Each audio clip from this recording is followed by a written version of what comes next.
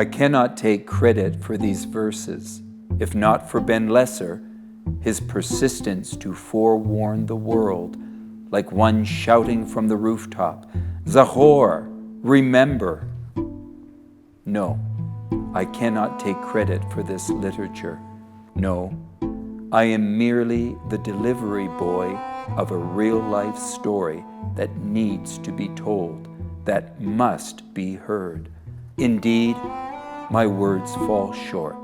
He is among the few that is left from the class of 45, and dare I say, a dying breed of living witnesses and surviving sufferers of the Holocaust. By the time I came into this world, Ben Lesser's life had already changed the world. By 11 years old, Ben Lesser saw what none of us should ever see. By 18 years old, Ben Lesser had already lived a lifetime, from Nazi nightmare to American dream. Dear parents, I only had 14 years with you, but in the almost 86 years that have followed, I am never without you. I hope I have lived my life in a manner that honors you and would make you proud, a life that matters. Until we meet again, I remember Zachor. Rest in peace, your loving son, Banish.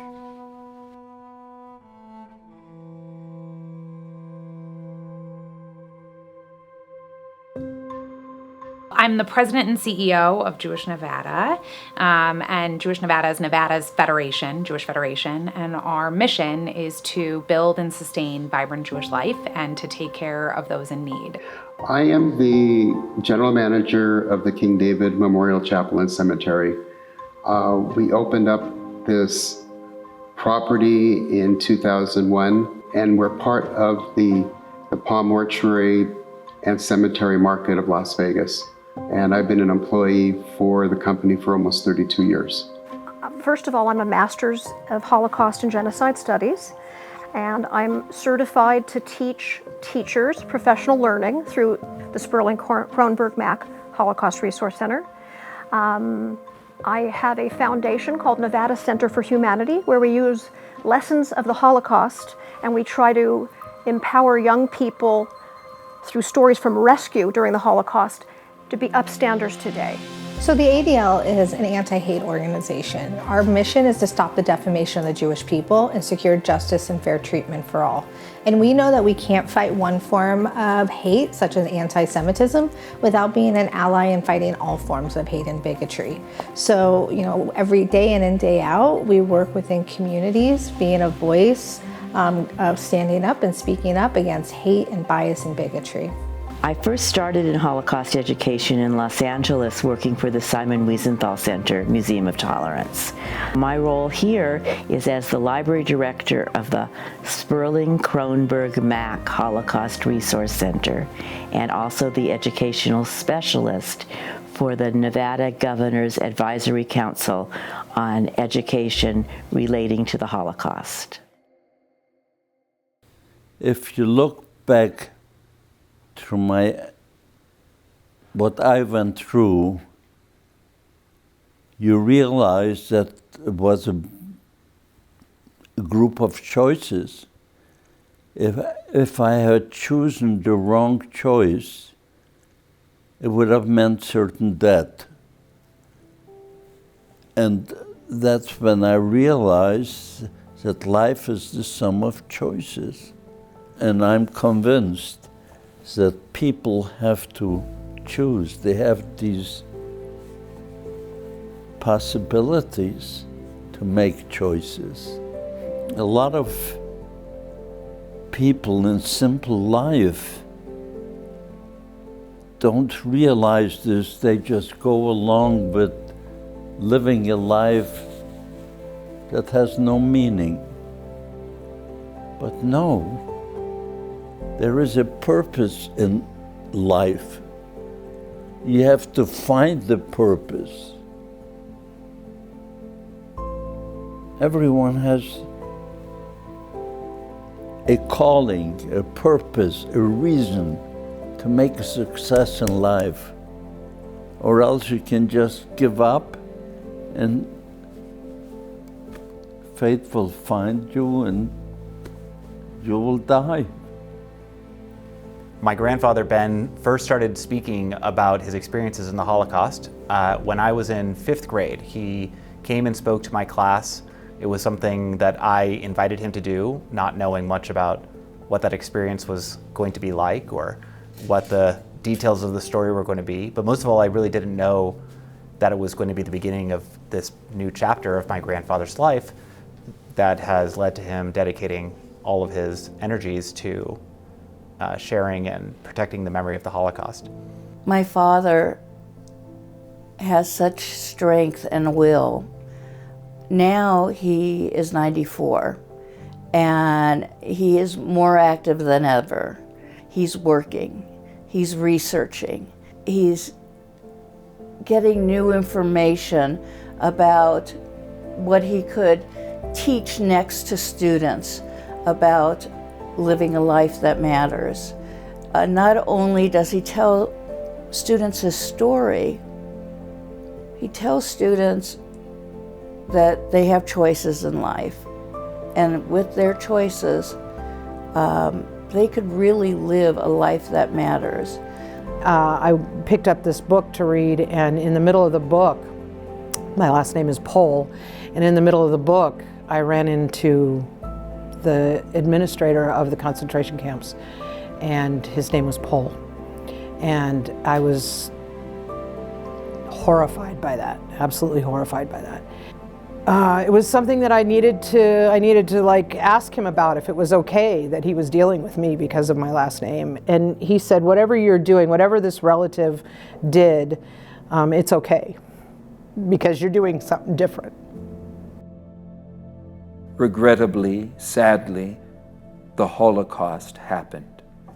It happened to Ben Lesser and to his entire immediate family, as it happened to countless millions of families fragmented by indifference and hate.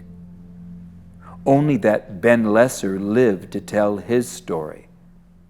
How he lived and why he lived will never be answered, fully appreciated, and understood in this lifetime. But at 95 years old, Ben Lesser insists on living, to defy the Nazis and to honor their victims, in order that we might never forget what Ben Lesser remembers. When cattle car train arrived into Birkenau, which is part of Auschwitz, they opened up the gate and all hell broke loose. I saw barracks and I saw these chimneys with flames shooting out of them, smoke, ashes are flying all over. You hear scream in all kind of languages. Raus, schnell, don't pick up any of your belongings. Leave everything where it is. Women and children to the right and man to the left. And I'm holding on to my sister Goldie and my little brother Tuli, and we're just being pulled apart, never to see each other again. So I made one choice. I was 15 and a half. I wasn't a man yet, and I wasn't a child either. I could have gone with either one of them, but I let them go because I figured I see barracks, and if this is a labor camp, they want you to labor. And if I'm older, if I labor, they'll feed me better. Well, that was miracle one, because had I gone with my sister, my little brother, I would have gone to the gas chambers, because considering children, they didn't have anything to do with them. They sent them to be killed. And I went with my uncle and my cousin, and we lined up in the row, and we were waiting to come ahead, and we see a man in a white frock standing there, and he's holding white gloves, and he is going with his index finger, right, left, right, left, right, left. And every once in a while he would ask a question. When I came close enough to him, I heard him ask a young man a question. Kannst du 5 kilometers laufen? Can you run 5 kilometers? Or would you rather go by truck? He said he would rather go by truck. He had a bad knee. Poor soul, not realizing that meant certain death, they sent him to the right. But it didn't make sense to me. Again, we talk about choices. Why would he ask such a question? I can see the barracks are here. I figured he's testing us to see if we're strong enough to work. So I tell my uncle, my cousin, I said, let me go first. I spoke German. So I went first, and I saluted him. I stretched myself out on tiptoed, stretched myself out, said, 18 Jahre alt, gesund und arbeitsfähig. I'm 18 years old, I'm healthy, and I can work. He asked me, kannst du 5 kilometers laufen? Can you run 5 kilometers? I said, jawohl. And he sent me to the left. Well, my uncle and my cousin both followed. One thing I learned from my grandfather that I have tried to pass along to my children is to have that real sense of clarity of purpose. That it's important not just to live, but to live with purpose and to live a life that matters. To think about your role in your community, at your work, among your friends and your family, and try to be really excellent at those things. Not just excellent in order to be successful, but excellent in order to be valuable to the people around you. If we can teach every person that even as simple, as ordinary as they might be, they have the power to stop that lunchroom bully. They have the power to befriend the handicapped kid or to stand up and not turn the other cheek that so many people did during the Holocaust. And that's where I find the most power. Many survivors don't want to go down that avenue. They don't want to revisit these stories. And I don't besmirch them for that. Or maybe they can't speak anymore. Maybe they just don't want to, or they're seeing the world kind of go backpedal. They're seeing too many flashbacks now. So we have to really give it up for a Ben Lesser who's going to go to his last breath teaching young people. I mean, what an inspiration. I'm a big fan. All of these people had unimaginable stories, unimaginable tragedies that they faced, and yet they came through it, and they managed to live lives, make a difference in the world, share their stories, have children, have grandchildren, and some even have great-grandchildren, and imbue them with the desire to live life, to enjoy life, and to give something back. I believe that God led my way. He made sure that I choose the right one. Because there were at least a dozen miracles during the Holocaust years that life-threatening choices, and I survived them. And every choice could have been made wrong without even realizing it's wrong. But you have to analyze these choices. They were life-threatening choices. And somehow I was able to pick the right way, the right choices. they led us into a big auditorium, and they ordered everybody, get undressed, get out of your shoes, and walk up to the line of barbers. They're going to cut your hair, then you go into the showers. Well, I got undressed, but I had diamonds in the heels of my black shoes. And my uncle who gave me the diamonds and his son, they all had diamonds in their shoes, but they got out of their shoes because they ordered us, get out of your shoes.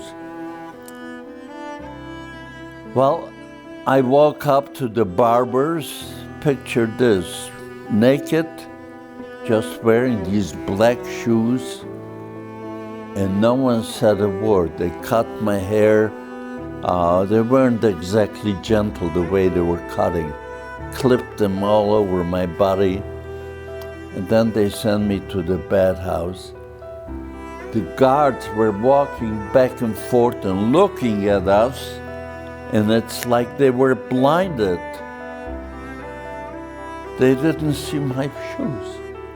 That was a miracle, because had they seen it, they would have shot me to show an example.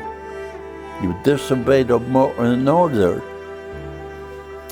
And I went into the showers with my shoes. I took a shower. They gave us the striped clothes, you know, and I took my black shoes with the diamonds and I put them in my back, under my arms, and we walked out. And after 2 weeks, they put us into trucks and they took us to labor camp. The labor camps that we went in was a rock quarry. As they dynamited the mountain and the boulders were coming down, it was our job with sledgehammers to break down these break down these boulders into manageable pieces, throw them into mining carts, run it down the hill to grinding machines where they made gravel out of it, push the carts back up. It was back-breaking work. I was afraid my uncle is never gonna survive this. So I bribed the chef in the kitchen. He was an inmate who lived in the same barrack. I mean, he slept in the same barrack as we did. So I bribed him with the diamonds in my shoes to give my uncle a job in the kitchen. He took my diamonds and he did give him a job in the kitchen. It got easier on us because he was able to eat in the kitchen, and they searched his pocket. He couldn't get out with any food, but then he took his ration and he could share it with his son and me, you know. So it got easier a little bit.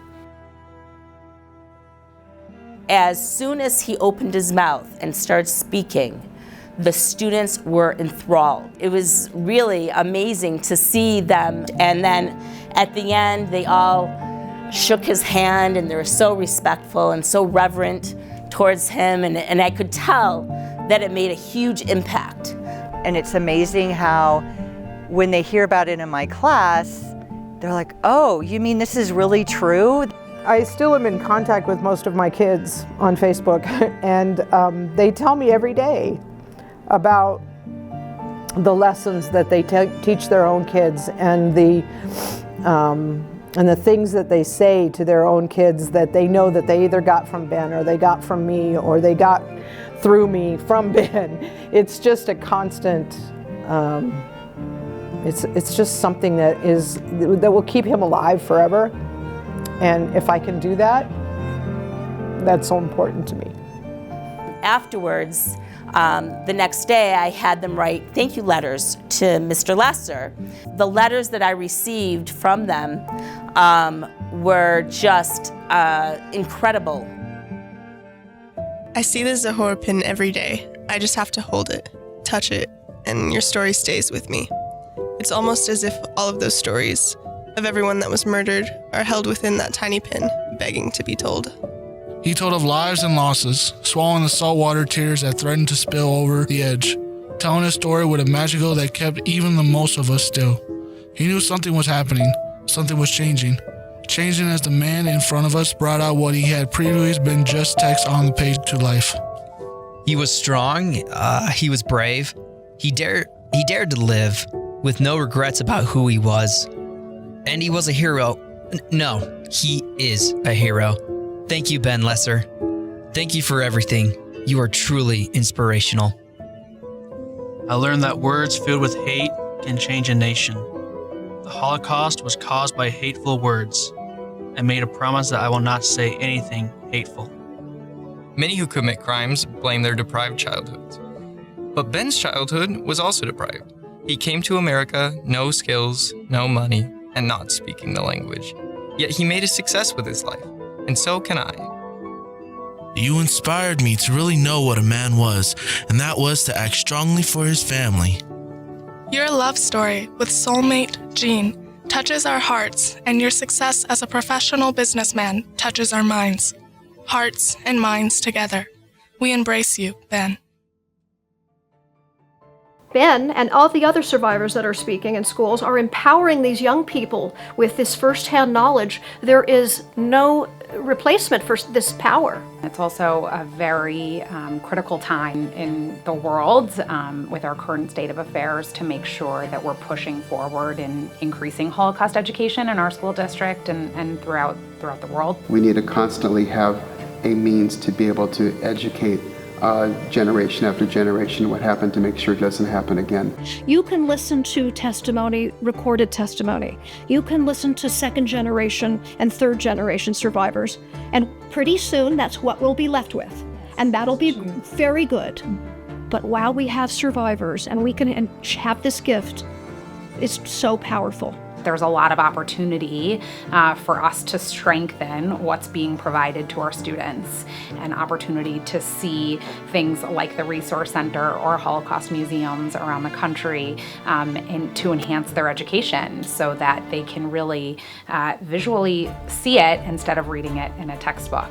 One of the first things that we're doing is recording as many stories as we possibly can, but that's not enough. So the Shoah Foundation is establishing a new technology, an AI technology, and I know that Ben has an AI story file as well on his website, and that is very effective because people feel like they're actually talking to a survivor when they're sitting there and they can ask any question and have it answered. Ben can't be everywhere, even though he tries to be everywhere. And this is one way that students can feel that they're actually interfacing with him directly and ask their questions. It's a great tool for teachers and students. Would you like to ask a question? How do you live a life that matters? Living a life that matters to me means that don't do anything that could be misinterpreted as hate.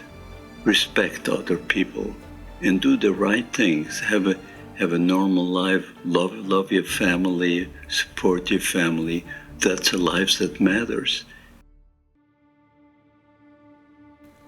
It was hell on earth.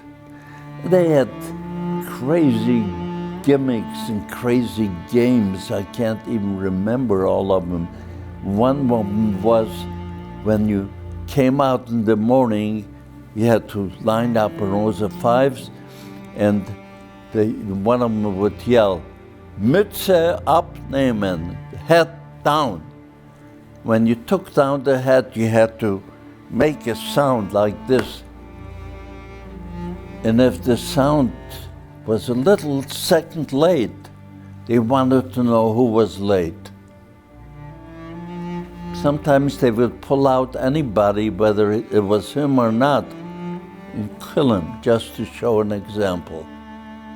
And we say, mit abnehmen, all they wanted to hear is one clap.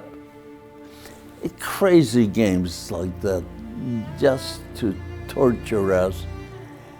And every day when he came back from work in the evening, you had to line up in the yard in rows of fives. And they would count you, and then they would dismiss you. You would go for your ration, and you would go into your barrack, right? This one night we came back, and we lined up in rows of fives. They're counting us, and they're counting, and they're counting. And suddenly, the commandant comes down with his Fräulein, his girlfriend. And he says, "Ha! I'm gonna teach these pig dogs a lesson they'll never forget." What happened?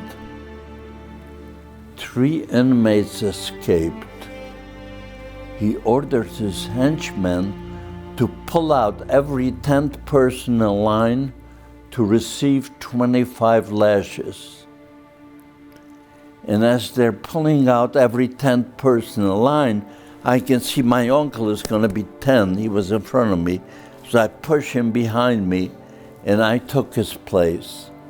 They took all of us number 10 in the middle of the yard, and they brought down stakes, hardwood stakes, 1 by 1 inch, 2.5 feet long, and they brought down a sawhorse. And this is what they ordered us to do. Tiptoe in front of the sawhorse, tiptoe. Bend over the sawhorse, but your stomach cannot touch the 2x4 on top.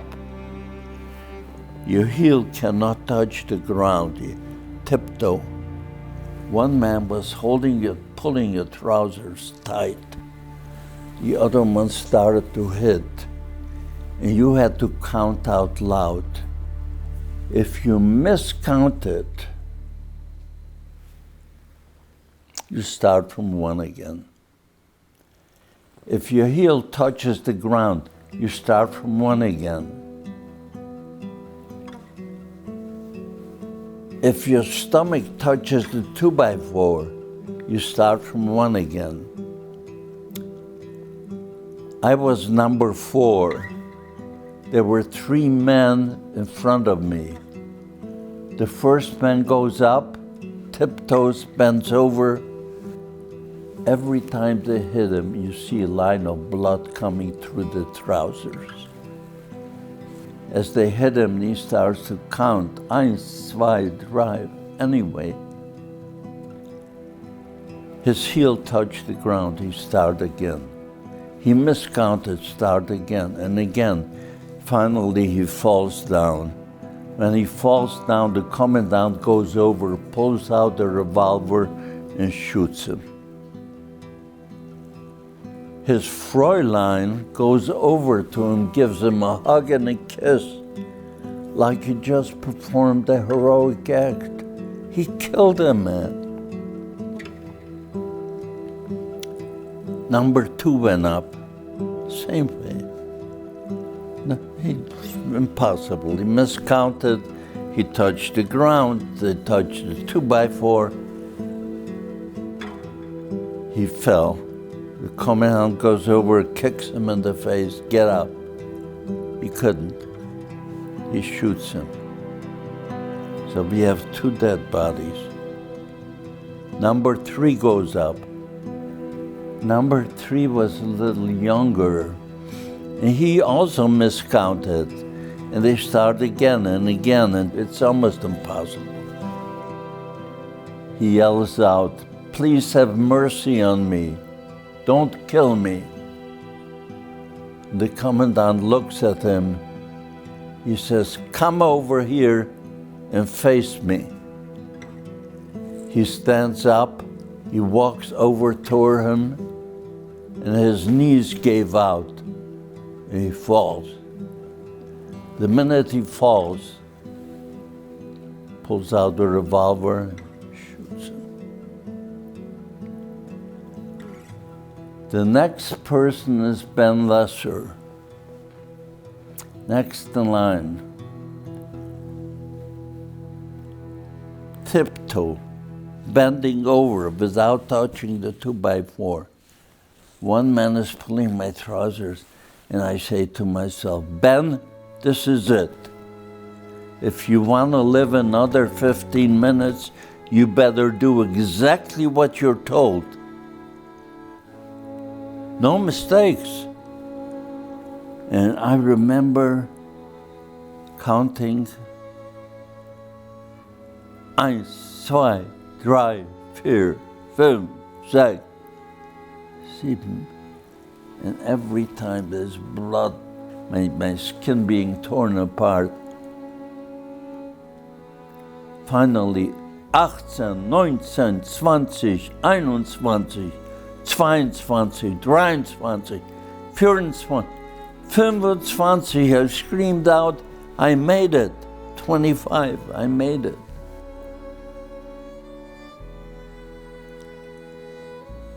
No one believed that anyone could survive this. The man who was holding my trousers, pulling my trousers, says, go over and thank the commandant. So I stand up, blood is running down my legs. I walk over him, salute him, Danke schön, Herr Kommandant. When he hears that, he puts his arm around my shirt collar, twists me around facing the number 10s who are still to be beaten.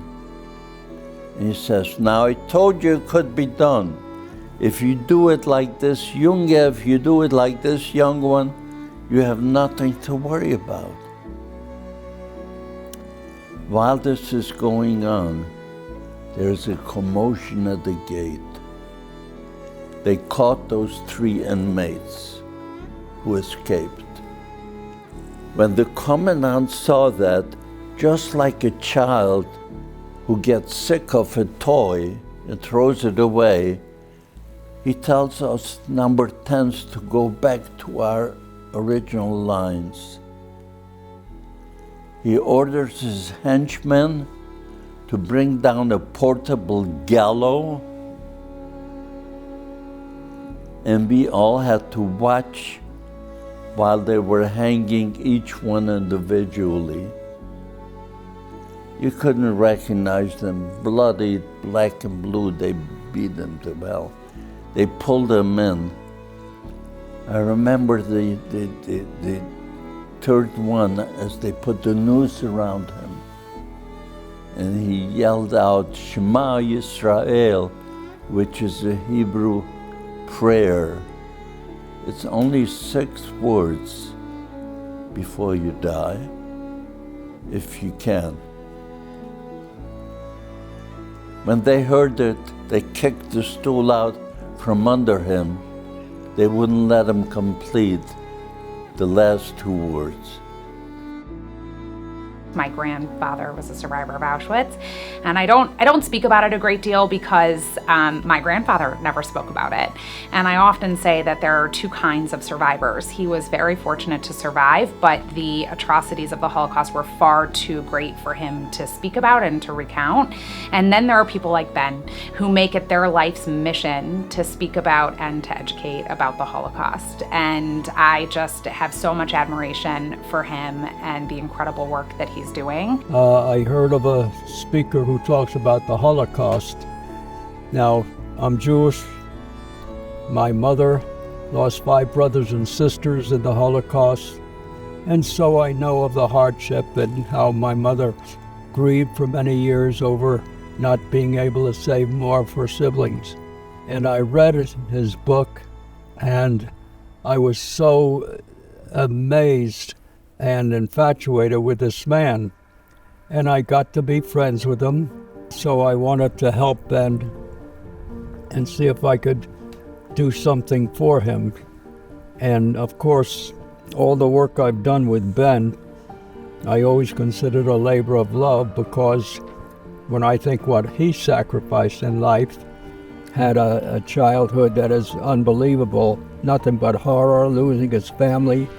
And then for 45 years when he tells the story, and you can't help but admire the fact that Ben has committed his family and they are happy to do it. And Ben absolutely could shock everyone with how all he expresses is love when he had so much reason to express hate.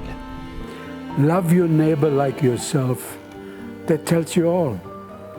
You should appreciate your neighbor, you should learn from your neighbor, you appreciate their feelings, their culture, and you live together like human beings. We are all human beings, we all have different cultures, and we can learn from each other. Even to this day, there are atrocities that are taking place all over the world. It reinforced how important education happens to be, and is one of the things that I take so much pride in what we've developed here. We need to constantly have a means to be able to educate generation after generation what happened to make sure it doesn't happen again. It's so valuable for the kids to hear it from the Holocaust survivors' perspective. So there's one thing to read it in a book or to see it in pictures or to see it in a video, but to hear someone's perspective and the life they lived through their own eyes and their own voice, that's authentic, and it's so powerful to hear his story. And I think that's what my students always told me. They knew that history happened, but they really understood it when Ben would come talk to them. I spoke there several years, and one year I come in, and the teacher leads me into the hallway, and I see a bench, a brand new bench, with the label on top, Ben's bench. So I asked her, what is that? So she explained to me. They told all the kids in the school, anyone has a problem of any kind, just go to that bench, sit there. The first teacher coming by will know they have to counsel you. They'll ask you, why are you here? And the kid will explain the reason, whether it's bullying or something else. And they said it worked miracles. These kids who are being bullied between themselves or whatever, they had a problem, they sat down there and the teacher would counsel them and everything was good again. He had a huge impact on students. They still, again, they said it was interesting to learn about the Holocaust, but it was so much more meaningful to hear your story, your personal story, your firsthand account. That's how powerful a speaker he is that he's still able to make such a huge impact on students to this day. A young lady asked me after I got through speaking, what this meant. What does the Zahorpen mean? And I explained to them, it means remember the Holocaust. There was a Holocaust. Would you like to have one of those pins? She says, really? Yes. She held it in her hands like it was something holy. She says, Mr. Lesser, I'll cherish this pin for the rest of my life. And if I ever have children of my own and they find this pin in my jewelry box or in a drawer, and they ask me, what is the meaning of this pin? I'm going to tell them, it means remember the Holocaust.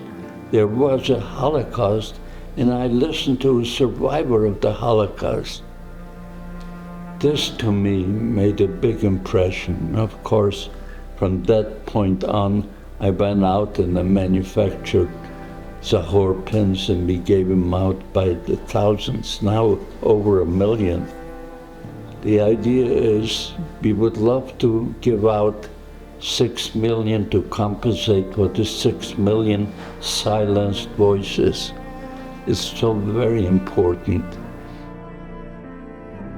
Ben Lesser is a voice that fights against evil. Ben Lesser is a man who, when so many others were not able to share their story because it was so difficult, he stood up and he said, "We will not allow this to be forgotten. I am putting a face to this hatred. I am going to educate those, that next generation, and we are going to make sure that never again truly means never again." And when he says living a life that matters, he has done that, and he has shared his experience, he has shared his story, and he has humanized so many people to be able to understand the atrocities that took place during the Holocaust. And I am forever grateful that he continues to educate that next generation. And then one night we heard cannon fire. The front was closing in. And that morning we reported to go to work. There is a loudspeaker saying, "Nobody works today, the camp is being evacuated. Line up in rows of fives and march out." Now my uncle was already in the kitchen. We couldn't say goodbye to him. We never saw him again. And my cousin and I, holding each other, we marched out. It was 460 kilometers from Dürnhau to Buchenwald. It was another miracle. How did I survive this? 7 weeks? Don't ask me how I survived 7 weeks of that march. I mean, I remember the last week, my shoes fell apart, and we were now marching barefooted in the snow for a whole week, and we had to keep up with the soldiers. If you slowed down, they shot you. We didn't know day from night. We were like zombies, just walking. When we arrived to Buchenwald, they said you have to be in the same spot at 7 a.m. because Buchenwald is also being evacuated. And they counted us and they marched us out of Buchenwald. A few hundred yards out, we see cattle cars lined up. And they counted us 82 cattle cars, and they ordered us to march in, to get in. I pushed my cousin up and I says, "Find a spot against the wall," because I remember going to Auschwitz and with people all around me, it was terrible. We need a place where we can rest your back against the wall. And 2 hours later, they opened them up and they threw in 80 breads, a loaf of bread for every person. Those people who were next to the door were grabbing 3 or 4 breads. And those of us against the wall, we had nothing. We don't know where we're going, for how long we're gonna be gone. We had to get a bread. And my cousin was too weak. So I started to climb over the sitting inmates to see if I can reach the door to wrestle out a bread from somebody who had several of them. And while I'm climbing, I feel a stab right here. I feel my mouth is filling up with blood, but I can't stop. I have to get a bread. I keep climbing, and I wrestle out a bread from somebody who had a bunch of them, put in my back pocket, and I went back to my cousin. He says, "Ben, what's happening to you? Bleeding." I put my finger here and went right through my tongue. To this day, I still have a mark, if you can see, on my chin bone. That was in the middle of my throat, but now that I filled up, it's over my chin bone. I tore a piece of my trousers and I put a bandage around me. That bread I had in my pocket and I rationed it the size of a half an egg for each of us in the middle of the night when no one can see us. Because if they knew we had bread, they would kill us. 1 week, 2 weeks, we ran out of the bread. No food, no water. 3 weeks, we arrive at a place called Dachau. Everybody around me is dead. And they opened up the gate. They ordered whoever can walk out, walk through the tracks into the gate of Dachau. Well, out of the 80 in my cattle car, out of the 80, only 4 of us walked out. My cousin, I, and 2 other people. The rest, everybody is dead. Now, out of the 7,000 people, only 18 of us walked out alive in Dachau. The rest of them were all dead.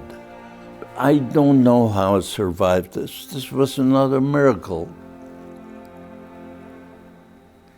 And coming into Dachau, I remember we see a mountain full of dead bodies, as high as you can see.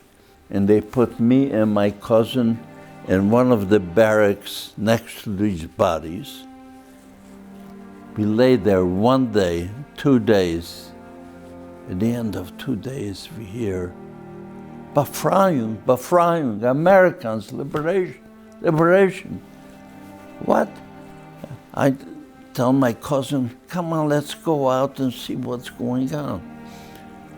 We come out and we see the inmates are crawling on their hands and knees and kissing the boots of the American GIs. They were like angels. They liberated us. While I'm standing there, 2 American GIs walk up to me and my cousin, and they had a can of Spam in their hand. So they opened up a can of Spam and they handed it to us. And it smelled so good. We made a mistake. We ate some of it. And both of us came down with dysentery. My cousin dies in my arm the night of liberation. And I talk to him, I keep talking to him. And then they saw me, they came, they pulled him away. I follow 5 or 6 steps and my knees gave out and I fell. I passed out. 2.5 months later, I woke up in St. Tertullian, a monastery in Bavaria. Ben Lesser was liberated from Dachau concentration camp in Upper Bavaria, southern Germany. He is among the few that is left from the class of 45 who lived through the horrors of the Holocaust and found the courage to tell and retell his story, history, and to return to a place he wished never existed and a time he wished never happened.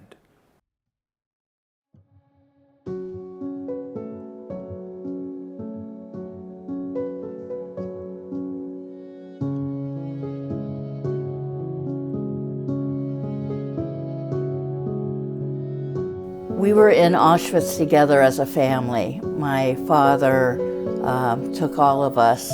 My dad's health was not the greatest. I mean, he was 91 years old, but there was nothing that was going to keep him from going. There was just nothing that was going to keep him. On the way there, we were sitting together, and during that airplane ride, just joking back and forth, my dad says to me, he puts his hand on me and he says to me, Gail, no matter what happens, don't let me die in Auschwitz.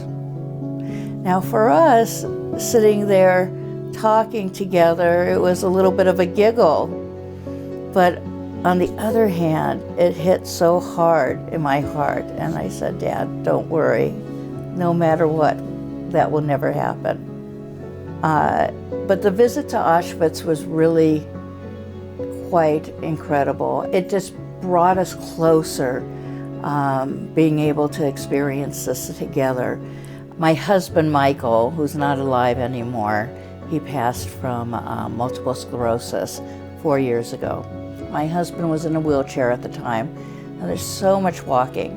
Upstairs in one of the buildings is where they have very powerful exhibit at the museum. My husband said that I'm going to go up, and I said, no, honey, it's too hard. Don't go up. We'll go take a look, and we'll come back down. And he says, no, I'm going to go up the stairs. And if Ben could bring us all here to Auschwitz and for everything that he's gone through, I want to go up the stairs. And my father came to Michael, held onto his other arm, and helped him slowly up each stair. And they talked about, my father said, if you could do this and bring yourself up to this museum in your condition, it's an honor for me to have you do this.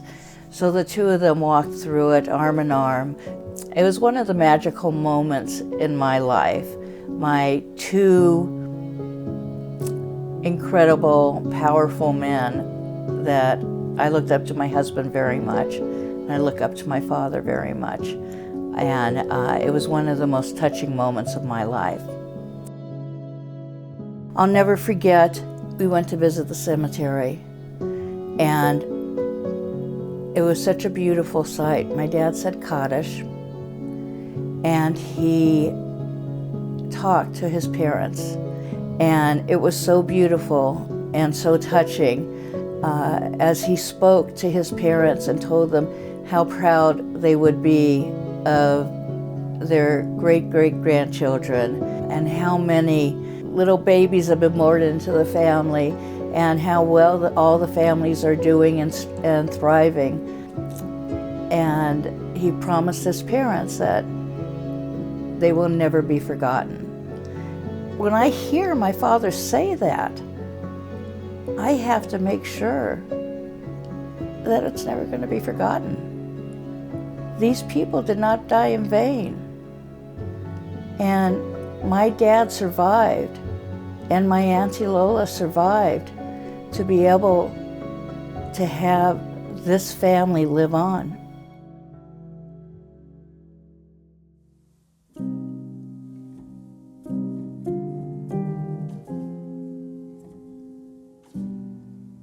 If we do not have museums, if we don't have memorials, if we don't have a means to be able to educate, the next generation will never know about it. You know, when we first started thinking about this project, we did have a little friction and a concern about having it built on a cemetery grounds. If you think about it, what a better place to come and memorialize. People come to cemeteries and they remember their loved ones. They remember their mothers, their fathers, their grandfathers. What a better place to come and memorialize the millions of people that died in the Holocaust. So what we have here is a Reform section, a Conservative section, and an Orthodox section. That left the center. What were we going to do? And one of our colleagues came up with an idea of giving a gift back to this community. Why don't we build a central spot that could be embraced by the entire Jewish community or the entire Jewish world? The architect that designed this was brilliant. He has put several educational components together that really separate this, I think, from almost any other memorial. The first thing that you look at is, before you even walk into the plaza, are 6 plaques. And each of these plaques have the name, the place, the dates, and the amount of people that died These walls, yes, they look destroyed. That's intentional. That depicts the destruction of human life. It depicts the destruction of the buildings that took place by the Nazis. One of our rabbis, 30 days before we dedicated this came back from Poland, and he was able to bring back baggies of soil from each of these camps. So when you walk into this plaza, you're actually walking over the soil of people that were exterminated and lost their lives. When you walk in here, one of the most fascinating things that I learned is about the little plaques that are inside our plaza here. Each of these plaques represent a country that had a concentration camp. Who would have thought that the Channel Islands had a concentration camp? Who thought that Finland, Belgium, Netherlands, Morocco had concentration camps? It's an educational piece. It allows rabbis, it allows teachers, it allows members of the Holocaust Resource Center to come out here with groups of people and really spend a lot of time and study and learn about the Holocaust. It may be a small plaza, but there's so much material that you can learn out here.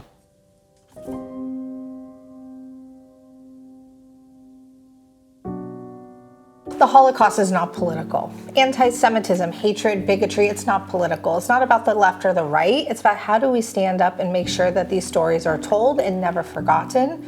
Because the moment we start to say that the Holocaust is political, right, it gives people, it feeds into the idea of Holocaust denial and Holocaust distortion. We know the Holocaust took place, and people denying it or distorting it is anti-Semitic. We allocate dollars every year to support the great work that's happening in our community. And one of the allocations over the last several years that we've made is to the Zachor Foundation to support Ben's work because, we are not a social service agency. I am not a Holocaust educator, but I want to, and we do provide support to the people who make those things possible, who are enhancing those pieces of important aspects of our community. Ben and all the other survivors that are speaking in schools are empowering these young people with this firsthand knowledge. There is no replacement for this power. Elie Wiesel says, if you listen to a witness, you then become a witness. So while we have survivors and we can have this gift, it's so powerful. As a daughter of a Holocaust survivor or a child of a Holocaust survivor, I have a responsibility to carry on my father's story. He survived to be able to tell his story. And it's my duty and my children's duty and my grandchildren's duty to continue to keep that story alive for generations to come. The thing about teaching is that you hope that the words that you say resonate with somebody enough that they tell their own kids. And if they tell their own kids, then those kids will tell their kids. But the best part of that is, long after your name is no longer associated with that, you're still passing that information down. And so that's why I work so hard to make sure that they know his message, that they know his lessons, because long after Ben's no longer associated with that information, the kindness, forgiveness, love that he talks about in the face of all the evil that he dealt with is more powerful than anything I could teach them. Choices are everything, because that's all we have, right? You get a chance to say yes or no, and what you say yes to matters as well as what you say no to. So whether it's something small like the choices I make with my food intake, or something big like, I choose to stand up for this. I choose to use my voice to say no more. I choose to use my thoughts and my thoughts and my actions to say, you know what? I'm going to stand up for this. What you're doing is wrong, whether it's bullying or racism, things that are of malintent. It's your choice, and you should choose to do the right thing. This is what I experienced. My whole survival method was a whole group of choices. It's not just a matter of choices during the Holocaust years. Even afterwards, my God, I came to America without nothing. No money, no family, no friends, no language. And I said to myself, Ben, this is a wonderful country, America. You're gonna make success here. What success? What did I know? I didn't even know what the word success meant. But I worked hard. And believe me, I worked very hard. And then my life turned around and I made a success of myself and my family. I had a wonderful marriage for 72 years. My wonderful wife, Jean.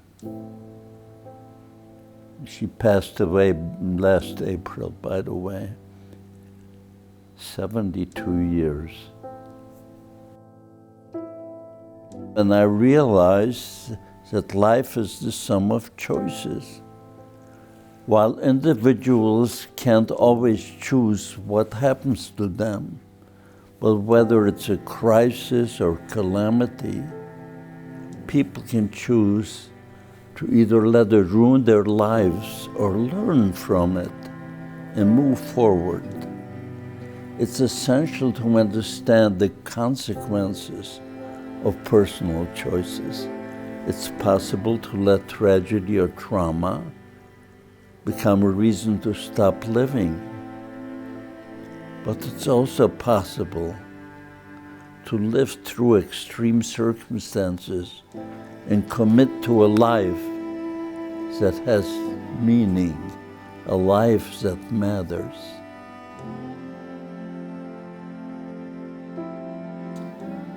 At one time, it was on survivors to tell and teach the world what happened and what we must do to prevent it from ever happening again.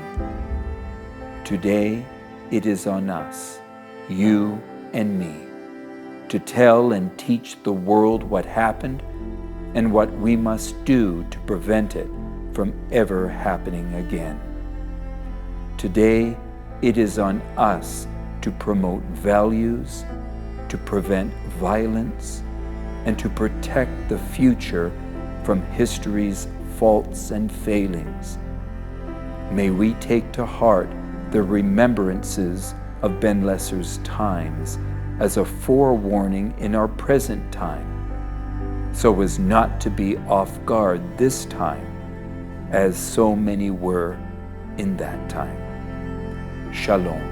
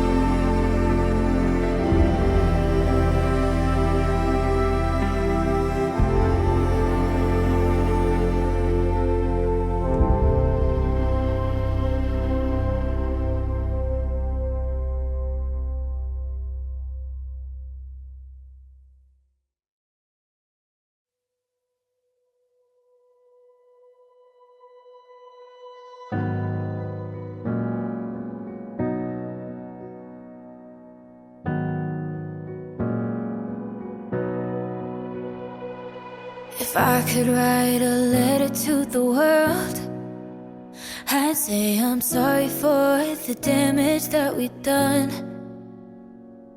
We bleed the same, hearts beat the same, so why can't we just be the same? And we don't have to leave out anyone.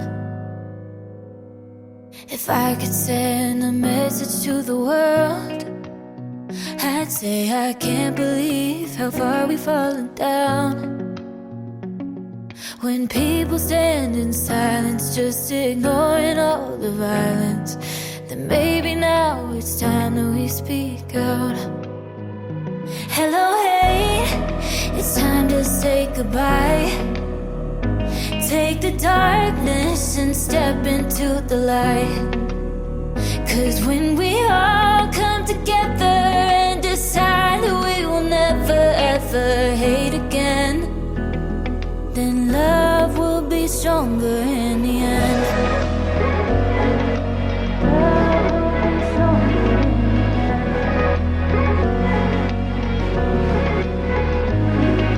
If I could write a letter to the world, I'd say what makes us different makes us who we are. And if we love the same, we cry the same, can we find forgiveness, lose the blame? When did finding heroes get so hard? Hello, hey, it's time to say goodbye. Take the darkness and step into the light. 'Cause when we all come together and decide that we will never ever hate again, then love will be stronger in the end.